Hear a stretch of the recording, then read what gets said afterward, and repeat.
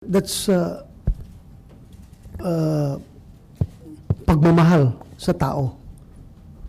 Ayaw kung siya lang ang humarap doon na wala ako.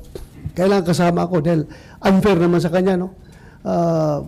Siya ang presidente doon, ako ang chief PNP. I was his implementer on the war on drugs.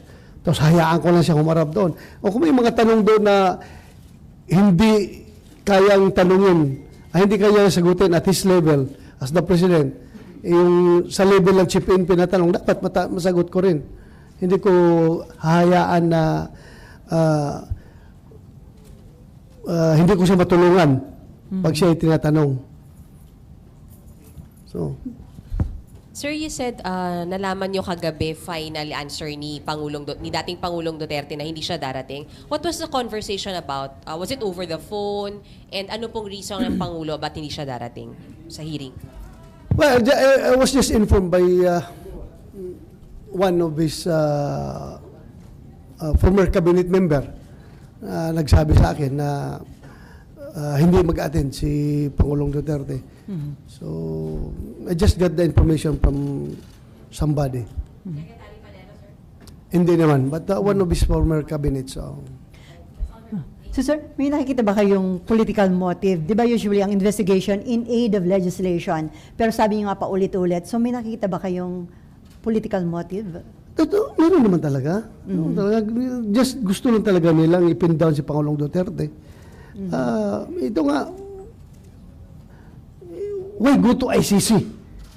Na functioning naman yung ating mga korte dito. Di ba? Kasi gusto nila na ilalamp lahat yan na gawing crimes against humanity at ipapasa sa ICC, where in fact, in truth and in fact, na some of these cases, pagdating pa lang sa DOJ, dismiss na agad ang kaso dahil through proper investigation, lalabas at lalabas na justified yung ginawa ng pulis, justified yung nangyayari, at lahat ay ginagawa within the framework of within the legal framework. So, gusto na isama yung lahat para by the numbers ihatid sa ICC kuno. Yun ang gusto nila. Hindi nga nagpo-prosper dito sa local courts, hindi nga pumapasa, doon na pa sa ICC. And you have to treat each case individually. Hindi ko sinabi, I must say it clear. Hindi ko sinabi na walang nangyayaring human rights violation during the war on drugs. Aminado tayo dyan na mayroong mga kaso na talagang na-violate yung right ng tao. Kasi kung wala, dapat hindi nakakasuhan yung mga pulis na gumawa ng kalokohan. Kasi kung wala, dapat walang pulis na yun na konbikto, nakasuhan, na konbikto, na kulong. So, meron talaga, meron at meron. Kaya nga dapat imbestigahan individually bawat kaso.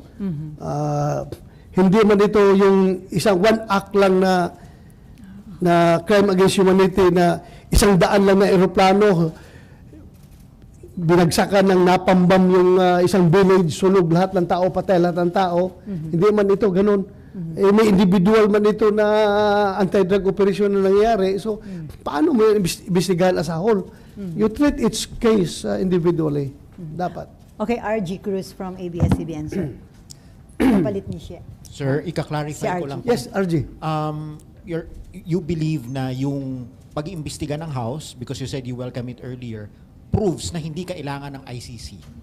Yes. Yes. But sir, That everyone is working here in the Philippines as far as justice, the attainment of justice is concerned. so gagamitin yung argument yun, sir, sa ICC? Well, that's a rational being will really conclude na talaga gumagana. So, hindi ko naman sabi na i-capitalize ko yan. I'm just telling you what I see. Before mayan, sir, si former Senator De Lima, after ng dismissal ng kanyang drug cases, sabi niya, napatawad na niya yung mga tumistigo laban sa kanya dahil mga nag-recant daw yung mga yon. Pero hindi pa niya handang patawarin ng dating Pangulong Duterte. At ang sabi niya, umaasa siya na uusad na yung kaso laban sa dating Pangulo sa ICC at sana daw ay humantong na yon sa pag-i-issue ng warrant of arrest. And a comment on that, sir? Ewan ko kung paano niya sinasabi yan na abogado naman sana siya. Bakit pupunta pa siya ng ICC na may korte naman tayo dito? Hindi naman it's not dalawa lang naman yung grounds para pumasok ng ICC. Apo. If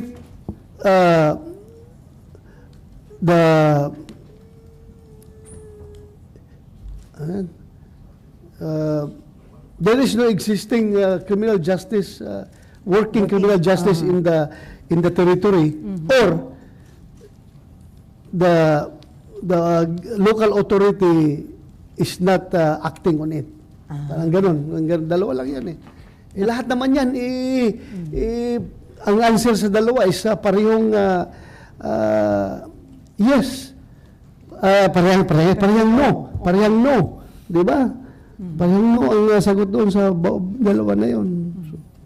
Okay, related question pa rin from Mean and then Raymond. Sir, isa na lang sa akin on this matter. Related din doon kay Senator De Lima, doon sa latest interview niya after she was freed, sir.